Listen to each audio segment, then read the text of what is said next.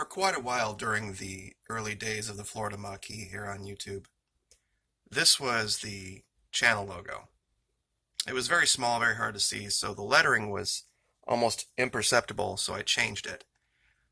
But we never changed the goal: to be without fear in the face of our enemies. Stand brave and upright, that the Lord may love thee. Speak the truth always, even if it means your death. Protect the helpless and do no wrong. Nowhere can this better be exemplified than in the struggle of this young woman. This is Abby Martin from the Empire Files. She's just won, I should say they have just won, a major victory. The current administration has decided to seize finances, transfers to this news organization, attempting to reveal the truth about what's really happening in Venezuela, as we have here at the channel. We have been blessed as to have remained under the radar, so to speak. Unfortunately, because her voice was loud and was heard around the world, she has earned herself a great many enemies. I've said before, I had a very wise grandmother once that told me that I should always make sure I had the right enemies, and believe me, this woman does. The people that are attempting to silence her are globalists, are a certain group of people we've talked about before at length. But she's winning. There are psychological operations going on to make you believe something that isn't true. And I have started a channel over on Patreon to try to train folks about this. Well, I believe it's incumbent on those of us who know to get the information out no matter what. Our channel at YouTube, the Florida Maquis, has seen a great increase in viewership lately. And there's been, of course, a corresponding increase in the revenue. So what we're going to do to get more people into the training side so that they can truly understand the tactics and techniques of the MSM, I have dropped all of the levels. If you would like to participate in the training going on here, secret level is now only $1. Top secret is $5. Special access need to know is $10. The round table is now $15. And we have dropped Maquis Masters from $50 all the way down to $20. Simply put, I want as many people at the table as possible to understand how they make you believe lies. How they make you believe things that literally are the opposite of logic. Among other stories, Miss Martin has revealed this issue in Venezuela. One thing that I'm going to try to do to dovetail with what she has brought to the forefront about this is use history. You see, there's this idea out there that our current government wants a return to democracy in Venezuela. Well, what they call democracy, what they call the good old days in Venezuela, they're talking about the 90s. Now, I've used this chart before, and people have wondered whether it was accurate or not. You see, here's the late 80s over here at the beginning of the purple, and at the end of the orange here is where Caldera left and Chavez took over. The green in the back is oil revenue. Now, what you can see is during the late 80s and 90s, there was this up and down of revenue, but there were these giant spikes in inflation. And then, strangely enough, when this, according to the U.S. mainstream media, this evil, terrible, horrible socialist took over, inflation went up for a minute, but then remained low and steady, while revenue from oil went through the roof. This little hiccup here is the 2008 crisis from the United States. Happened for 1 year and then right back up again. Down here, you see, you would have thought if socialism was the problem, you would have seen this red line just have this nice, steady, straight up here, and it would have been a curve. But it wasn't. This down here, we've covered this ad nauseum, was a coordinated strike on Venezuela. Multiple different factors all working at the same time. All orchestrated by the United States. But to prove this idea back here that the current administration and its lackeys are talking about, I pulled up historical articles. This one is from November 18th, 1999, from The Economist.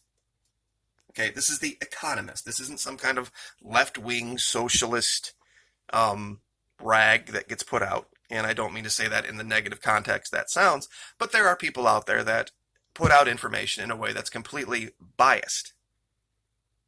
And I'm not saying that there isn't a place for capitalism in the world or in any country. But the way it was being administered down here was nothing short of criminal. The most important thing I wanted to show you in this article here is that 85% of Venezuela voted for Mr. Chavez. During a time that 80-something% of the country, 80%, was living in poverty, less than $150 a month. And that's this article here. This is from Interpress Service News Agency. Caracas, 15 July 1996. This is a full 3 years before Chavez. 62.6% earn less than the minimum salary. Half of the people worked under the table. 62.6% less than $110 a month. Another 21.3 were 110 to 170. So 83.9% of the people during what the current administration would call democracy and freedom were living in abject poverty with enormous inflation rates.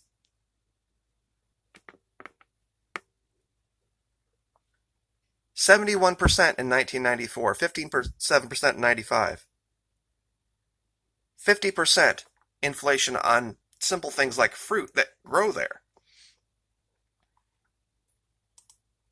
This is what should really stun you. A report produced by this State Children's Institute. 40,000 Venezuelan children aged between 8 and 17 are affected by prostitution. 22% are male. In a nation of 22 million people, where 1.6 million children are forced to work for a living. Think about that. 22 million people, 2.2 would be 10%. 1.6 million children forced to work under their version of what they call freedom and democracy, what they think Venezuela should go back to. This is what they're trying to reinstitute, the powers that be. The numbers were staggering. The levels of poverty.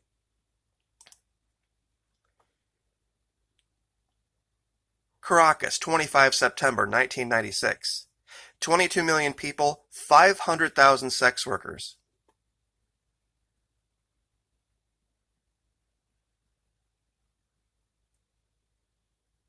$313,777 prostitutes in 95, up from 117,000 in 93. So what was going on was this. The men of this country were working slave labor on the rigs for less than anybody would get out of bed for in the morning in this country, while their women were working as whores while they were off on the rigs, just to be able to feed themselves. This is what a certain group of people that we've talked about before want to reinstitute in Venezuela.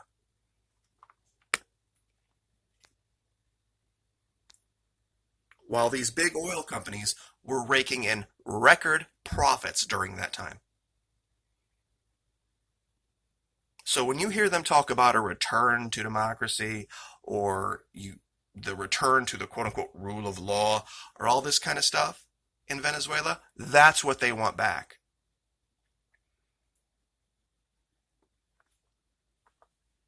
From 2000 to 2012, the population of this country went up 50%. Wages skyrocketed. People got educations, people got health care, people started living in homes and driving cars, and they could afford to buy clothes for their children. They don't tell you about the hundreds of thousands of homes that were built during this time. This country was becoming an independent oil nation and not slaved to the direction and not under the thumb of big oil. This is what is going on in our mainstream media right now. They are attempting, under the direction of a certain group of people, to put Venezuela back under the thumb.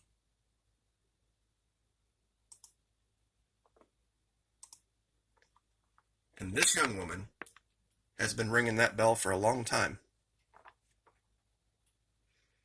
So, huge shout out to her, and we are going to continue to tell the truth on this channel no matter what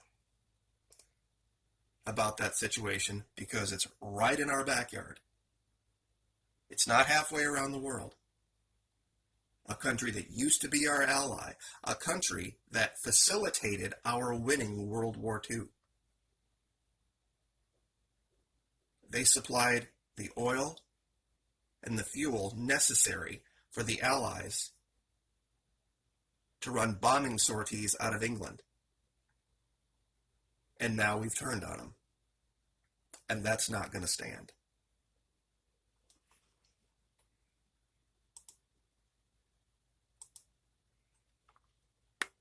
No matter what, this is going to be our code. Thank you, everyone, for your support.